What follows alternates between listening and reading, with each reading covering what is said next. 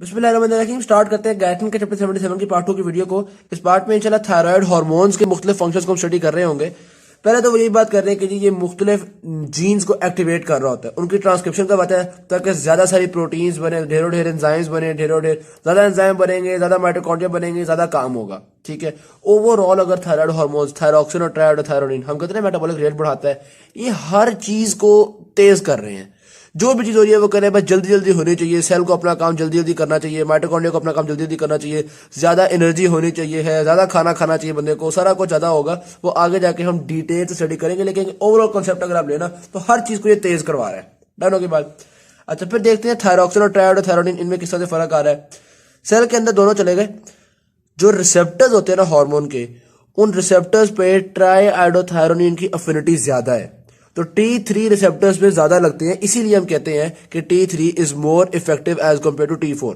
ठीक है, हम कहते हैं ना ज्यादा पोटेंट होता है, ज्यादा इफेक्टिव होता है, तो वो इसी वजह से होता है। यहाँ पे उन्होंने जिक्र किया हुआ है intracellular thyroid hormone receptors have high affinity for triiodothyronine. अब यहाँ पे थोड़ी सी कंफ्यूजन कुछ लोगों के दिमाग में डेवलप हो सकती है। पार्ट 1 की वीडियो में हमने कहा था कि पहले जनाबे वाली ये थायरॉक्सिन जो है, थायरॉक्सिन और ट्राइआयोडोथायरोनिन ये दोनों ब्लड में प्लाज्मा प्रोटीन से चिपकी हुई थी। हमने कहा था थायरॉक्सिन ज्यादा जोर से चिपकी हुई होती है प्लाज्मा प्रोटीन के साथ, T3 हल्की चिपकी हुई होती है। इसी वजह से जो T4 है यानी थायरॉक्सिन है वो ज्यादा टाइम तक ब्लड में रहती है और T3 कम ड्यूरेशन के लिए ब्लड में रहती है। फिर हमने कहा जब ये सेल के अंदर आ जाते हैं तो सेल में भी हमने यही कहा था, ये देखो intracellular proteins with thyroxine binding more strongly than triiodothyronine. हम कह रहे थे कि थायरॉक्सिन जो है वो सेल के अंदर प्रोटीन के साथ ज्यादा स्ट्रांगली बाइंड करती है। ठीक है, और यहाँ पे क्या कह रहे हैं, ट्राइआयोडोथायरोनिन की ज्यादा अफिनिटी है हार्मोन रिसेप्टर्स के साथ। अब यहाँ पे दो बातों का फर्क है दोनों सेल के अंदर ही, लेकिन एक है हार्मोन रिसेप्टर्स, ठीक है, और यहाँ पे नॉर्मल इंट्रासेलुलर प्रोटीन्स का जिक्र हो रहा है। यानी कि देखो जब आपके पास कोई प्रोटीन, ये सेल है, सेल के अंदर T3 ने भी एंटर होना है, T4 ने भी एंटर होना है, सेल के अंदर बहुत सारी प्रोटीन्स मौजूद हैं। ठीक है, लेकिन कुछ प्रोटीन है जो कि रिसेप्टर्स हैं, यानी वो ऐसी प्रोटीन है जब उन पे आके हार्मोन लगता है तो वो एक्शन स्टार्ट कर देती हैं। सही है की बात। तो ओवरऑल अगर इंट्रासेलुलर प्रोटीन के साथ देखो तो T4 ज्यादा स्ट्रांगली चिपका रहता है। ठीक है, लेकिन ये जो रिसेप्टर्स हैं यानी जिन्होंने एक्शन करना है, इन रिसेप्टर्स की ज्यादा अफिनिटी T3 के साथ है, तो 90% ऑफ द रिसेप्टर्स पे T3 जाके अटैच हो जाता है। इसीलिए हम कहते हैं कि काम करवाने में T3 ज्यादा शेयर है और स्टोर करने में T4 ज्यादा शेयर है। ठीक है, तो T4 का ड्यूरेशन ज्यादा होता है, काफी देर तक एक्शन करता रहता है। क्यों? क्योंकि ये शुरू में रिसेप्टर पे नहीं चिपकता, थोड़ा चंद रिसेप्टर पे चिपकता है, बाकी एवं स्टोर हुआ होता है, फिर थोड़ा से और आ गया रिसेप्टर पे, थोड़ी देर बाद और आ गया रिसेप्टर पे। तो इसका ये वाला हिसाब है, ये स्लो आहिस्ता आहिस्ता काम करता रहता है, जबकि T3 ज्यादा तेजी से काम करता है, तो T3 ज्यादा एक्टिव है। यहाँ पे आपने इस वजह से इन दो स्टेटमेंट में कंफ्यूज नहीं होना। यहाँ पे एक जगह वो कह रहे हैं thyroxine binds more strongly with intracellular proteins, दूसरी जगह वो कह रहे हैं कि T3 यानी ट्राइआयोडोथायरोनिन हाई अफिनिटी रखता है रिसेप्टर्स के साथ। सही होगी बात, सारी प्रोटीन्स नहीं, रिसेप्टर्स के साथ। तो यहां तक तो बात आई होप सो कंप्लीट होगी, समझ में आ गई आप लोगों को। अब हम देखते हैं कि किस तरह से थायराइड हार्मोन जो है वो आपकी ट्रांसक्रिप्शन वगैरह को इंक्रीज करवाता है। लो जी, या तो थायराइड हार्मोन डायरेक्ट जाके डीएनए पे लग जाता है, जेनेटिक स्ट्रैंड पे लग जाता है और जाके डीएनए से कहता है चलो भाई चलो जल्दी जल्दी हार्मोन बनाओ, जल्दी जल्दी हार्मोन क्या बनाओ, डीएनए जल्दी ट्रांसक्राइब होगा तो ज्यादा एमआरएनए बनेगा, ज्यादा एमआरएनए बनेगा तो राइबोसोम पे ज्यादा प्रोटीन्स बनेंगी, एंजाइम बनेंगे, सब कुछ ज्यादा बनेगा। सही होगी बात। एक तो ये तरीका है। दूसरा ये एक हेटेरोडाइमर फॉर्म करता है। हेटेरोडाइमर का मतलब है, देखो हार्मोन था एक, उस हार्मोन का रिसेप्टर था, ये ग्रीन कलर का उन्होंने थायराइड हार्मोन रिसेप्टर बनाया हुआ है, साथ एक आपके पास रेटिनॉइड एक्स रिसेप्टर होता है। ठीक है, तो क्या चीजें हो गई, hormone, retinoid x receptor, hormone का अपना रिसेप्टर, ये सारा कॉम्प्लेक्स मिलके डीएनए की एक साइट पे जाके लगता है, जिस साइट को हम कहते हैं हार्मोन रिस्पांस एलिमेंट। जो कि यहाँ पे थायराइड हार्मोन है तो हम कहेंगे थायराइड हार्मोन रिस्पांस एलिमेंट।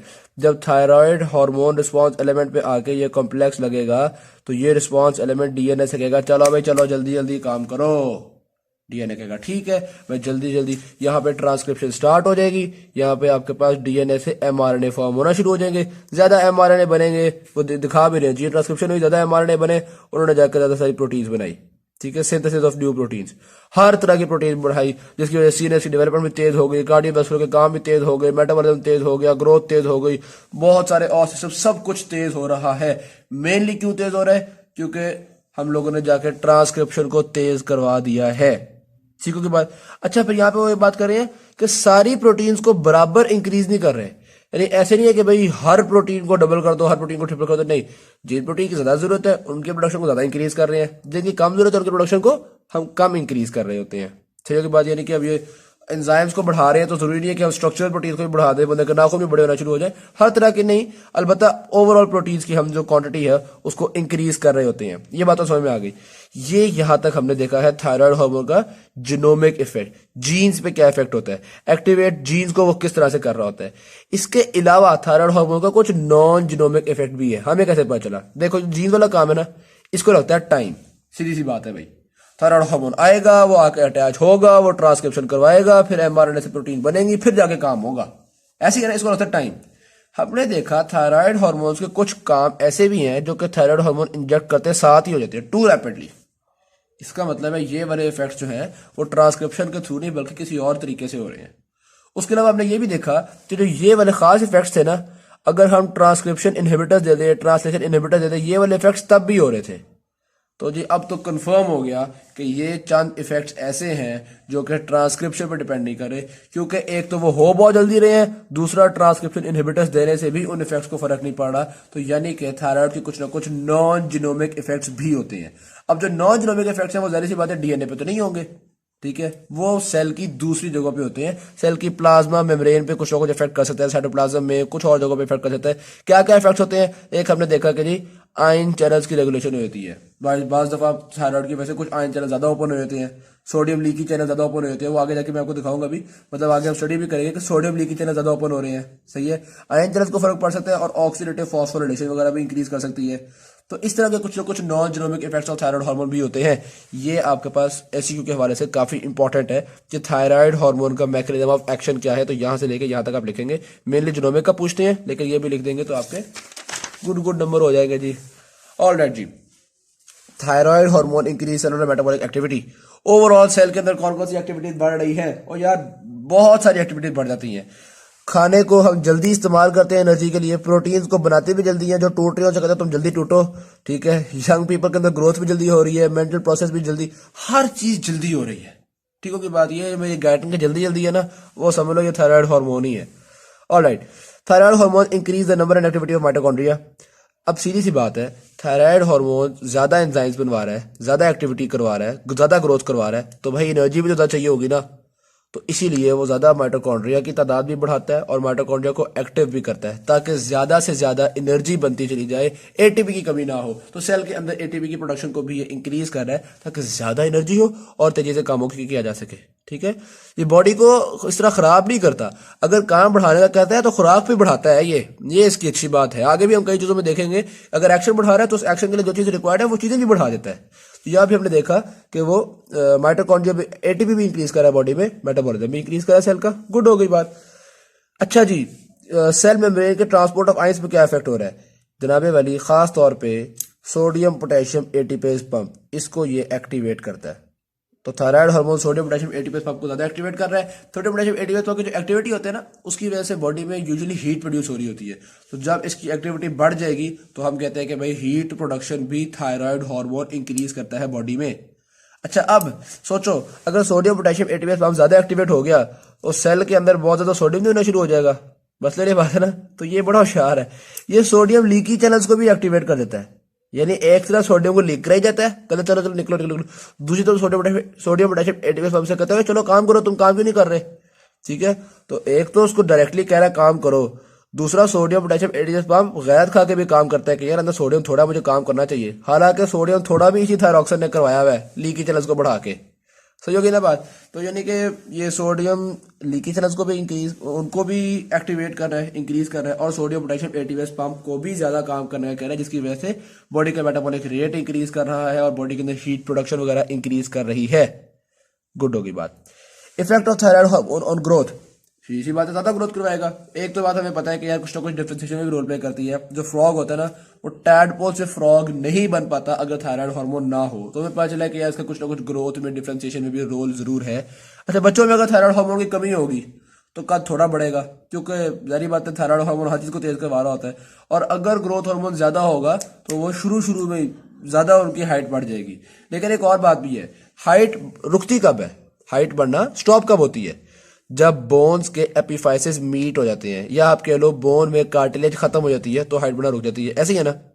तो थायराइड हार्मोन एक तरफ तो कद बढ़ाने की स्पीड बढ़ाता है, दूसरी तरफ एपिफाइसिस को मीट करवाने की भी स्पीड बढ़ाता है। सही होगी बात। तो इसलिए जरूरी नहीं है कि बंदे का कद ज्यादा हो जाएगा। मिसाल के तौर पे अगर बंदे ने 18 साल की उम्र में 6 फुट का होना था या 5 फुट का होना था, ठीक है, 18 साल की उम्र में 5 फुट का होना था, थायराइड हार्मोन की मौजूदगी में वो 16 साल की उम्र में 5 फुट का हो गया है। लेकिन अफसोस की बात यह है कि 16 साल की उम्र के बाद उसका कद मजीद बढ़ना ही नहीं। क्यों नहीं बढ़ना? क्योंकि थायराइड हार्मोन ने बोन्स के एपिफाइसिस को भी मीट करवा दी है। तो थायराइड हार्मोन ग्रोथ की स्पीड भी बढ़ाता है और ग्रोथ का रुकने वाला टाइम भी जल्दी ले आता है। समझोगे बात। ये जो मैंने जुमला बोला है इसको आप चाहे रिवाइंड करके दोबारा पीछे करके दोबारा सुन लें अगर आपको समझ में नहीं आया। ऑलराइट जी।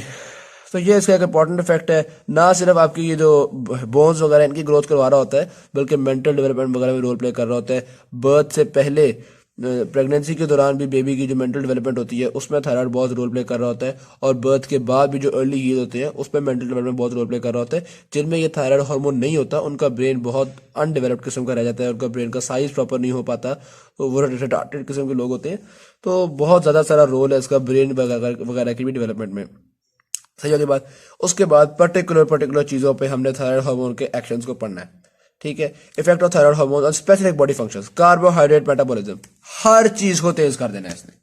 आपने जिस चीज का नाम सुना होगा उसको तेज कर देगा ये। आपने ग्लूकोज अपटेक का नाम सुना है उसको ये रैपिड कर देगा। ग्लूकोज अपटेक कौन सा हार्मोन करवाता है? इंसुलिन, ठीक है। इंसुलिन की सिक्रीशन को भी ज्यादा कर देगा। अच्छा जी, फिर ब्लड में ग्लूकोज आएगा कैसे? जारी बात है एब्जॉर्प्शन ऑफ जीआईटी को, एब्जॉर्प्शन ऑफ जीआईटी को भी ज्यादा कर देगा। ग्लूकोज की फॉर्मेशन को हम नाम देते हैं ग्लूकोनियोजेनेसिस, ग्लूकोनियोजेनेसिस को ज्यादा कर देगा। ग्लूकोज टूटने को हम ग्लाइकोलाइसिस कहते हैं, ये ग्लाइकोलाइसिस को भी इंक्रीज कर देगा। सारे ही सेलुलर मैकेनिज्म को ये इंक्रीज कर देता है। तो कार्बोहाइड्रेट मेटाबॉलिज्म को ओवरऑल स्टिमुलेट कर रहा है। ये तो बहुत सिंपल चीज हो गई। सही होगी बात। फिर आता है stimulation of fat metabolism. Fat metabolism की भी जो एडिपोज टिश्यू से फैट को तोड़ना उस चीज को तेज करेगा ताकि एडिपोज टिश्यू से ज्यादा फैट टूटे और फैटी एसिड्स हमारे ब्लड के अंदर आए। तो मोबिलाइजेशन ऑफ फैटी एसिड, जो फैटी एसिड की कंसंट्रेशन इन प्लाज्मा को इंक्रीज करता है। ये सही के बाद fatty acid concentration in the plasma increase हो जाती है। ग्रोथ हार्मोन ने भी फैटी एसिड कंसंट्रेशन को प्लाज्मा में इंक्रीज किया था, तो ये भी इंक्रीज कर रहा है। तो कुछ ना कुछ ये थोड़ा बहुत रिलेट कर रहे हैं ग्रोथ हार्मोन। ये आपने कंफ्यूज नहीं होना चीजों के बारे में। एनीवेज आगे चलते हैं जी। प्लाज्मा और लिवर फैट पे क्या इफेक्ट होगा? सीधी सी बात है, जब भी एडिपोज टिश्यू से हम फैट को तोड़ते हैं ना तो लिवर में और प्लाज्मा में फैटी एसिड्स का लेवल इंक्रीज कर जाता है, ठीक है। क्योंकि सारी बात है आप फैट को तोड़ रहे हो तो वो जो बकाया जाते हैं फैटी एसिड वो तो बढ़ जाएंगे ना। अच्छा, और कोलेस्ट्रॉल वगैरह कम हो जाएंगे क्योंकि कोलेस्ट्रॉल वगैरह भी ब्रेक हो जाते हैं। उसके अलावा कोलेस्ट्रॉल के साथ एक और मतलब भी होता है, जब थायराइड हार्मोन्स इंक्रीज करते हैं ना तो वो बहुत सारा कुछ इंक्रीज करवा जाते हैं। थायराइड हार्मोन कोलेस्ट्रॉल का एक्सक्रीशन भी इंक्रीज करवा जाते हैं। जब थायराइड हार्मोन ज्यादा होते हैं तो कोलेस्ट्रॉल बाइल के थ्रू, अल्टीमेटली फीसेस के थ्रू ज्यादा निकलना शुरू हो जाता है। क्यों भाई, क्यों ज्यादा निकलता है वो मैं आपको बताता हूँ। होता बेसिकली ये है, आपके लिवर के पास ना रिसेप्टर्स होते हैं। ये मिसाल के तौर पे आपका लिवर है, लिवर के पास कोलेस्ट्रॉल के रिसेप्टर्स होते हैं। यहाँ से ब्लड ने गुजरना, ब्लड के तो कोलेस्ट्रॉल है, लिवर के पास रिसेप्टर्स होते हैं। थायराइड हार्मोन इन रिसेप्टर्स की तादाद बढ़ा जाता है। जब रिसेप्टर्स की तादाद बढ़ती है तो लिवर को लगता है कि कोलेस्ट्रॉल बहुत ज्यादा हो गया, क्योंकि उसको रिसेप्टर्स बहुत सारे हो चुके हुए हैं, ठीक है। तो उसको लगता है कोलेस्ट्रॉल बहुत ज्यादा हो गया है, वो बहुत ज्यादा सारा कोलेस्ट्रॉल ब्लड में से निकालना शुरू कर देता है और बाइल में वेस्ट करना शुरू कर देता है, ठीक है। तो थायराइड हार्मोन ने कोलेस्ट्रॉल को ब्लड से निकालना शुरू कर दिया। ओवरऑल देखा जाए तो थायराइड हार्मोन ब्लड में फैटी एसिड लेवल को इंक्रीज करते हैं, कोलेस्ट्रॉल, फॉस्फोलिपिड और ट्राइग्लिसराइड्स वगैरह के लेवल को डिक्रीज करते हैं। क्लियर होगी बात। लिवर में अच्छा, यहाँ पे जो मैंने बात बताई थी ना आपको कि लिवर में ये रिसेप्टर्स इंक्रीज कर देता है। कोलेस्ट्रॉल के रिसेप्टर्स नहीं, एलडीएल के रिसेप्टर्स, लो डेंसिटी लिपोप्रोटीन्स के रिसेप्टर्स को इंक्रीज करता है। जब ज्यादा लो डेंसिटी लिपोप्रोटीन्स निकलना शुरू हो जाते हैं तो साथ ही कोलेस्ट्रॉल भी ज्यादा निकलना शुरू हो जाती है। ऑलरेडी ये रिसेप्टर वाली बात अगर आपको नहीं समझ में, क्योंकि मुझे लगता है कि शायद मैं उस तरह से प्रॉपर मैंने क्लैरिफाई नहीं किया, तो मैं एक दोबारा बताया तो आप लोगों को। ये जनाई वाली हमारे पास लिवर है, ठीक है। लिवर के पास ये ब्लड गुजर रहा है। लिवर हर थोड़ी देर बाद रिसेप्टर से पूछते रहते हैं कितना कोलेस्ट्रॉल है। ये 4 रिसेप्टर्स थे, हर कोई कहता है यार चलो हाँ जी कोलेस्ट्रॉल है, हाँ जी कोलेस्ट्रॉल है, हाँ जी कोलेस्ट्रॉल है, हाँ जी कोलेस्ट्रॉल है। थोड़ा शोर होता है, वो कहते हैं ठीक है थोड़ा बहुत कोलेस्ट्रॉल होगा। जब यहाँ पर रिसेप्टर्स की तादाद बढ़ा दी ना, यहाँ पे 10 एलडीएल के रिसेप्टर्स हो गए हैं। अब ये पूछेगा इन सबसे, आवाज मारेगा, ओए कितना आ रहा है एलडीएल? ये सारे बोलेंगे हाँ जी आ रहा है, हाँ जी आ रहा है, इतना शुगर होगा कहता है लगता है बहुत ज्यादा एलडीएल आ रहा है, समझ रहे हो, क्योंकि बहुत ज्यादा रिसेप्टर से सिग्नल आएंगे ना उसको, तो उसको लगेगा बहुत ज्यादा एलडीएल आ रहा है, चलो अभी ब्लड में से एलडीएल निकाल लो। समझ आ गई बात, एलडीएल ज्यादा नहीं था, एलडीएल को देखने वाले बढ़ गए हैं। गुड होगी बात। ऑलराइट जी आगे चलते हैं जनाबे वाली, कहाँ पे थे, हाँ जी ये हमारे पास कंप्लीट हो गया। इंक्रीज रिक्वायरमेंट फॉर वाइटामिन, जाहिर सी बात है जब इसने काम सारे इंक्रीज किए हुए हैं तो वाइटामिन को यूज भी ज्यादा करी जाएगा। जब वाइटामिन को ज्यादा यूज कर रहा है तो बंदे को ज्यादा वाइटामिन खा लेने चाहिए, क्योंकि अब आपकी बॉडी तेजी से काम कर रही है, वाइटामिन को यूज भी तेजी से कर रही है, जिस जिस चीज में वाइटामिन चाहिए थे वो सारे काम तेजी से हो रहे हैं, तो ज्यादा वाइटामिन खाने पड़ेंगे। अगर थायराइड हार्मोन बढ़ गया और आपने वाइटामिन ज्यादा ना खाए तो वाइटामिन की डिफिशियंसी हो जाएगी, सिंपल।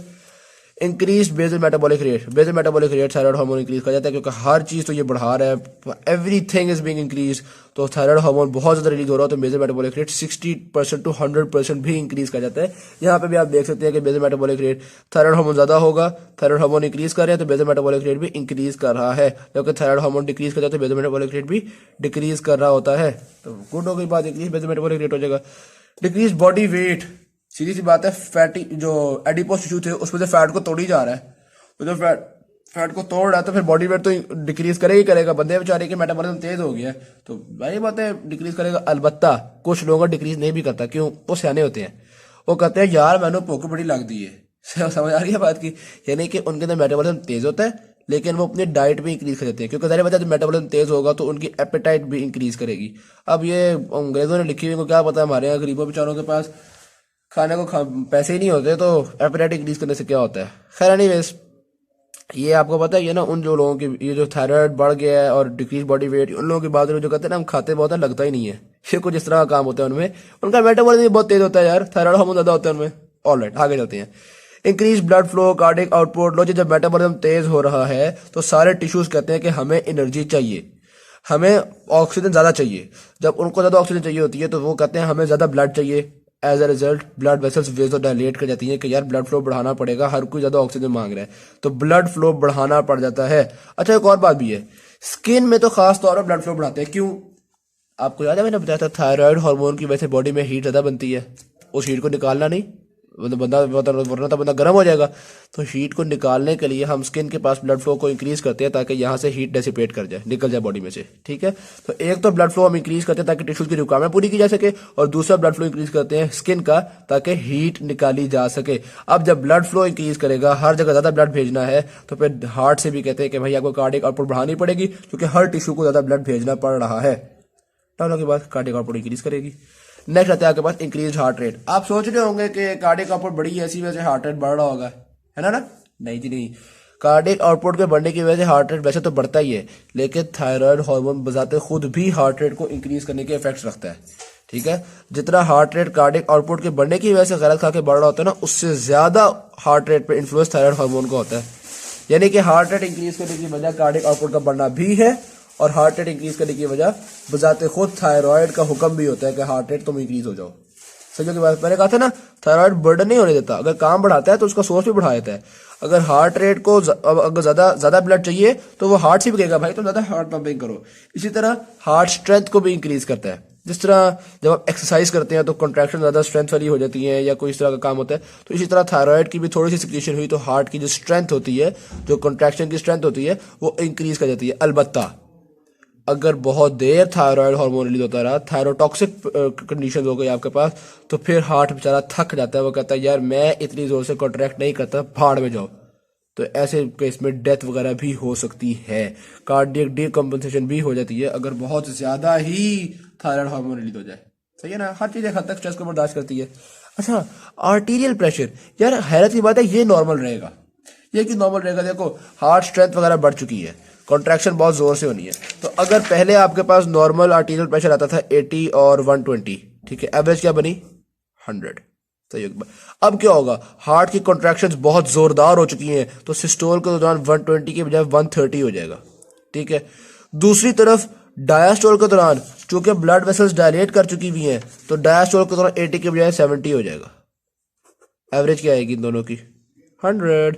तो अगर आप देखो मीन आर्टीरियल प्रेशर जो है वो सेम रहा है, अलबत्ता सिस्टोल और डायस्टोल में जो डिफरेंस है वो पहले थोड़ा था अब ज्यादा हो गया, तो हम कहते हैं कि जो ये जो डिफरेंस होता है ना, इस डिफरेंस को कहते हैं पल्स प्रेशर।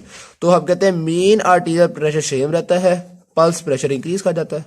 सिंपल सी बात है, मीन आर्टिकुलर प्रेशर ने सेम रहना है, pulse pressure is often increased. Good हो गई बात। रेस्पिरेशन भी इंक्रीज कर जाएगी, जाहिर सी बात है जब आपके टिश्यूज को ज्यादा ऑक्सीजन चाहिए है, हार्ट ज्यादा काम कर रहा है, ब्लड फ्लो इंक्रीज कर गया है, तो लंग से भी कहेंगे ना भाई ज्यादा ऑक्सीजन दो ब्लड को, तो रेस्पिरेशन बढ़ानी पड़ेगी।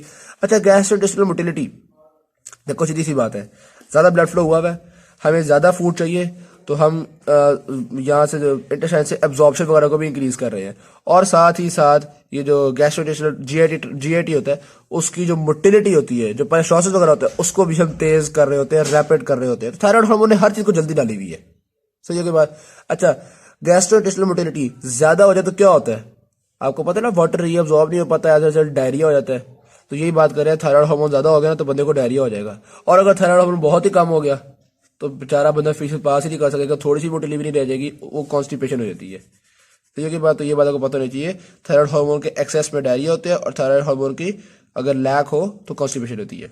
Alright, next, excitatory effects on the central nervous system. Central nervous system में भी हर तरह के इफेक्ट्स को इसने एक्साइट करते रहना है, हर काम जल्दी होता रहे, बंदे को ख्यालात ज्यादा आते रहेंगे, हाइपरथायराइडिज्म में बंदा नर्वस होना शुरू हो जाएगा, अजीब साइकोनोटिक टेंडेंसी शुरू हो जाती हैं, कभी बंदे को एंजाइटीज हो रही हैं, कभी बिला वजह भी टेंशन लिए जा रहा है, क्योंकि दिमाग में हर काम बहुत तेजी से हो रहा है, बस हर काम को जल्दी डालीजिए, पता नहीं थायराइड को हुआ क्या है, सुकून क्यों नहीं है इसको जिंदगी में। Alright, effect on function of muscle. लो जी, अगर एक हद तक इंक्रीज करना है थायराइड हार्मोन तो फिर तो मसल में जान आ जाएगी, क्योंकि हर चीज इंक्रीज हो रही है ना, मसल बिल्कुल तैयार रहेगा, हल्का सा भी एक्शन होगा तो फुल मुक्का जैकी चैन बन जाएगा बंदा, सही के बाद। लेकिन अगर थायराइड हार्मोन ज्यादा ही रिलीज हो गया तो फिर जारी बात है मसल्स की जो प्रोटीन है वो डिटोरिएट करना शुरू हो जाती है, वो मसल को समझ नहीं आती करे क्या, तो फिर मसल की वीकनिंग होना शुरू हो जाती है, सही की बात। और जारी बात है अगर थायराइड हार्मोन कम हुआ तो मसल सुस्त हो जाएगा, थायराइड हार्मोन थोड़ा ज्यादा हुआ मसल एक्टिव, थायराइड हार्मोन बहुत ही ज्यादा हो गया मसल बेचारा डिटोरिएट होगा, और थायराइड हार्मोन कम हुआ तो मसल सुस्त। क्लियर होगी बात।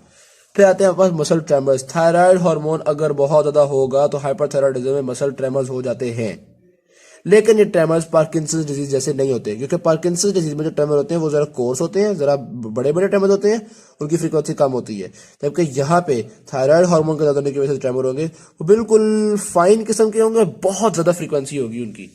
अब आप सोच सकते हो कि यार अगर इतनी ज्यादा फ्रीक्वेंसी है तो बिल्कुल हल्की सी वाइब्रेशन होगी लेकिन बहुत तेज होगी, पता कैसे चलेगा यार। उस बंदे को ना एक पेपर पकड़ा दो हाथ में, पेपर पकड़ेगा ना, हो सकता है आपको उसकी हाथ की वाइब्रेशन तो फील ना हो रही है, वो इतनी बारीक हो, लेकिन पेपर की वाइब्रेशन आपको यकीनन फील होना शुरू हो जाएगी। तो ये अच्छा, ये एससीक्यू के हिसाब से काफी इंपॉर्टेंट है। वह हमें पूछ सकते हैं कि भाई पार्किंसंस डिजीज के ट्रेमर में और हाइपरथायराइडिज्म के ट्रेमर में क्या फर्क है, तो वो आपको पता होना चाहिए कि हाइपरथायराइडिज्म के ट्रेमर की फ्रीक्वेंसी ज्यादा होती है और पार्किंसन डिजीज की फ्रीक्वेंसी कम, जबकि वो कोर्स होते हैं, ज्यादा बड़ी बड़ी वाइब्रेशन होती हैं। इसको अगर आपने समझना हो ना कि भाई मसल को तो स्ट्रांग होना चाहिए, मसल वाइब्रेट क्यों कर रहे हैं या ये वाला काम क्यों हो रहा है, तो मैं मिसाल देता हूँ आपको। आप ये देखिएगा, इस तरह ना मुट्ठी बनाए जोर से, ठीक है, पहले आपने आराम से मुट्ठी बनाई हुई है तो आपका हाथ काफी हद तक स्टिल रह पाता है, फिर ना पूरी जान लगाए इस मुट्ठी में, तो आप फील करेंगे एक हाथ में आपकी बड़ी बारीक सी वाइब्रेशन होगी, पता नहीं कैमरे में वाइब्रेशन आपको नजर आए भी या ना आए, लेकिन आप खुद ये करके देखें, पूरी जान लगाए इस मुट्ठी को बंद करने में, तो आप देखेंगे आपके हाथ में एक वाइब्रेशन आ जाएगी। तो यही बेसिकली चीज होती है कि बहुत ज्यादा मसल को जब स्ट्रॉन्ग कर दिया जाता है ना, तो फिर एक बहुत ज्यादा फ्रीक्वेंसी वाली वाइब्रेशन होना शुरू होती है, बड़ी फाइन किस्म की फ्रीक्वेंसी होती है, ओ वाइब्रेशन होती है। ऑल राइट जी। इफेक्ट ऑन स्लीप, सारा कुछ तेज किया हुआ है तो बंदे में थकावट ज्यादा होगी, सोने का दिल करेगा, लेकिन थायराइड हार्मोन सोने भी नहीं देता क्योंकि बंदे को वैसे ही खलबली मची हुई होती है, तो ये बड़ा मुश्किल काम हो जाता है कि बंदा थका हुआ भी होता है लेकिन सोना बंदे के लिए मुश्किल भी होता है। डन होगी बात। Effect on other endocrine glands, ये दूसरे एंडोक्राइन ग्लैंड से भी कहता है कि तुम अपनी जो सिक्रीशन है उनको इंक्रीज कर दो, जैसे कि मिसाल के तौर पे ग्लूकोज मेटाबॉलिज्म को बढ़ाया था ना इसने, कार्बोहाइड्रेट में हमने पढ़ा था कि भाई ग्लूकोज इंटेक को इंक्रीज कर रहा है, अपटेक को ये इंक्रीज कर रहा है, तो ये ग्लूकोज अपटेक को भी इंक्रीज करता है और पैंक्रियास से कहता है कि भाई तुम इंसुलिन की सिक्रीशन बढ़ाओ ताकि अपटेक हो सके, ठीक है। अच्छा, ये जो सारे इसके इफेक्ट है ना, इसके लिए मैं आपको एक निमोनिक भी बताऊंगा, बस आखिरी रहेगा खत्म हो जाए, फिर मैं आपको निमोनिक बताऊंगा सारों को याद करने के लिए। वैसे यूजुअली इतना लंबा एससीक्यू देता कोई नहीं है कि वो आपसे ये सारे एक एससीक्यू में पूछ ले, ठीक है, लेकिन मैं एक निमोनिक बता दूंगा, कभी वाइवा में काम आया था या वैसे ही आपको एक मेंटल पीस हो जाए कि चलो मैं सारे एनलिस्ट कर सकता हूँ। तो हमारा थायराइड हार्मोन जो है वो बहुत से दूसरे ग्लैंड्स को भी स्टिमुलेट कर रहा होता है कि वो अपना काम तेजी से करें। अब हम देखते हैं effect of thyroid hormone on sexual function, इसको हम मेल्स में भी देखेंगे और फीमेल्स में भी देखेंगे। अच्छा, एक चीज जो मेल्स और फीमेल्स में कॉमन है वो ये है कि lack of thyroid hormone loss of libido cause करवाता है। ठीक है। लॉस ऑफ लिबिडो का मतलब है कि सेक्सुअल ड्राइव कम हो जाएगी या डिजायर फॉर सेक्स डिक्रीज कर जाएगा। तो ये चीज तो दोनों में कॉमन है। उसके अलावा फिर बाकी क्या इफेक्ट होते हैं, हाँ अगर बहुत ज्यादा एक्सेस में थायराइड हार्मोन हो जाए, ग्रेट एक्सेस हो जाए, तो मेल्स में वो भी इंपोर्टेंस कॉज करती है, आपके लिए इनफर्टिलिटी कॉज करती है, नहीं वो भी मसला ही है। कम होगा तो सेक्सुअल डिजायर ही कम हो जाएगी, और अगर बहुत ज्यादा हो गया तो वो भी इनफर्टिलिटी कॉज कर सकता है। अब आते हैं हम फीमेल्स की तरफ। फीमेल्स में lack of thyroid hormone, menorrhagia और पोलीमेनोरेजिया, यानी कि ज्यादा ब्लीडिंग का होना और ज्यादा फ्रीक्वेंटली ब्लीडिंग का होना, मेंस्ट्रुअल साइकिल ज्यादा फ्रीक्वेंसी के साथ हो रहे हैं, अगेन एंड अगेन हो रहे हैं। तो मेनोरेजिया और पोलीमेनोरेजिया हो रहा है लैक ऑफ थायराइड हार्मोन में, excessive bleeding and frequent menstrual bleeding. और जाहिर बात है अगर लैक ऑफ थायराइड हार्मोन में ये हो रहा है तो एक्सेसिव थायराइड हार्मोन में क्या होगा, बहुत थोड़ी ब्लीडिंग हो जाएगी, एमेनोरेजिया हो जाएगा जिसमें कई दफा बिल्कुल ही होती ही नहीं है ब्लीडिंग। सही होगी बात। तो ये तो हमने देख लिया।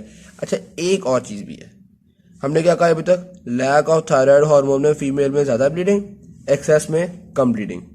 कुछ फीमेल्स ऐसी भी होती हैं उनमें लैक ऑफ थायराइड हार्मोन में कम ब्लीडिंग होती है। तो आप कह सकते हैं लैक ऑफ थायराइड हार्मोन की वजह से यूजुअली ज्यादा ब्लीडिंग होती है, कुछ में लैक की वजह से कम ब्लीडिंग होती है, और एक्सेस में तो कम ही होती है। ये आपके पास जरा 3 तरह की कंडीशन आ जाएंगी। थोड़ा सा यहाँ पे बात कंफ्यूजिंग, कोई इसमें आपका फिक्स रूल नहीं है, फिक्स लॉ नहीं है कि आप कहो कि भाई लैक होगा तो यही होगा, नहीं।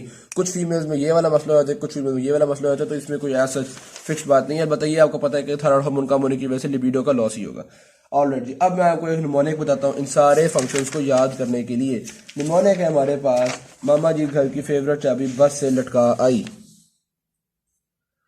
मामा जी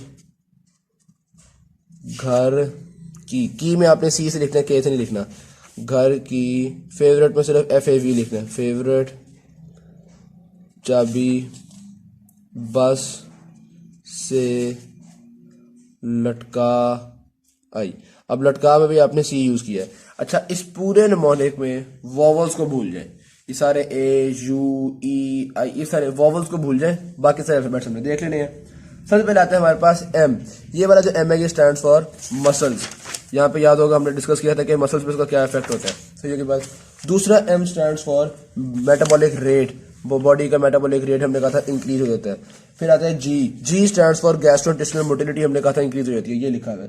नेक्स्ट आता है G, ये G स्टैंड फॉर ग्लैंड्स, हमने कहा था यहाँ पे याद होगा आपको एंडोक्राइन, ये लिखा हुआ है, एंडोक्राइन ग्लैंड्स की सिक्रीशन भी कई दफा इंक्रीज कर रहा होता है। फिर आता है हमारे पास H stand for heart rate increase हो रहा है, यहाँ पे लिखा हुआ है हार्ट रेट इंक्रीज। सही होगी बात। फिर आता है हमारे पास A को आपने इग्नोर करना क्योंकि ये वॉवल है। फिर आता है हमारे पास R, रेस्पिरेशन को इंक्रीज कर रहा है। ऑलराइट, फिर दोबारा आते हैं हमारे पास C, ये C stand for cardiac output को इंक्रीज कर रहा है। मैं आपको किधर लिखा हुआ था, ये लिखा हुआ है, कार्डियक आउटपुट को ये इंक्रीज कर रहा है। सही होगी बात। फिर हमारे पास आता है F stand for fat metabolism को स्टिमुलेट करेगा। फिर V स्टैंड फॉर विटामिन की रिक्वायरमेंट को इंक्रीज करेगा। फिर दोबारा C आ गया है, पहले हमने कहा था कार्डियक आउटपुट, अब CNS पे इसका इफेक्ट, यहाँ पे सेंट्रल नर्वस सिस्टम पे इसका इफेक्ट होता है। दोबारा H आ गया हमारे पास। अच्छा यहाँ पे आप पहले हम जो H आता है उसको हमने हार्ट रेट कहा था, इस H को वैसे तो हार्ट स्ट्रेंथ भी कह सकते हैं क्योंकि अलग अलग हेडिंग्स हैं, लेकिन बेहतर होगा कि एक डिफरेंट पॉइंट है हीट, तो ये वाला H आप हीट याद कर लें यहाँ से। डन होगी बात। फिर A तो चूंकि वॉवल है इसको आप इग्नोर करेंगे। B, बॉडी का वेट कम हो जाएगा, ठीक होगी बात। फिर हमारे पास दोबारा B आता है, ये B stand for blood flow increase कर जाएगा। फिर S स्टैंड फॉर हमारे पास स्लीप पे इसके क्या इफेक्ट होते हैं। फिर S स्टैंड फॉर इसको सेक्सुअल फंक्शन पे क्या इफेक्ट होते हैं। फिर L stand for liver fat में क्या इंक्रीज डिक्रीज होगा, यहाँ पे आपको याद होगा प्लाज्मा फैट और लिवर फैट डिस्कस किया था। लिवर फैट में क्या इसका इफेक्ट होगा। फिर T स्टैंड फॉर ट्रेमर, जो मसल में कॉज हो रहे थे, ये आपको याद होगा मसल ट्रेमर की पूरी हेडिंग थी, ठीक होगी बात। फिर उसके बाद C stand for carbohydrate metabolism पे इसका क्या इफेक्ट होता है, और बाकी तो आगे A और I है, वो सारे वॉवल्स हैं। तो निमोनिक आपने याद करना है कि जो हमारी मामा है वो घर की जो फेवरेट चाबी थी वो बस में लटका आई है, तो मामा जी घर की फेवरेट चाबी बस से लटका आई। Thank you very much. Video अच्छी लगी शेयर कीजिएगा, चैनल को सब्सक्राइब कीजिएगा। अल्लाह।